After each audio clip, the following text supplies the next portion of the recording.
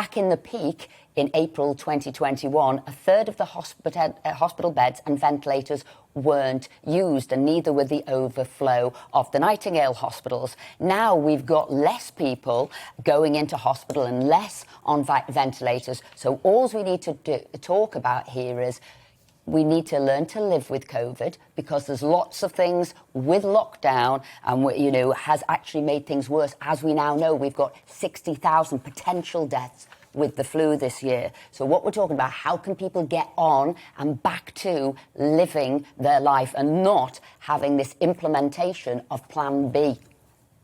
Well, we can look globally and we can see how other countries are doing it and how they're coping. As I started out with this discussion, look at France. They have had minimal interventions in place, minimal mitigations.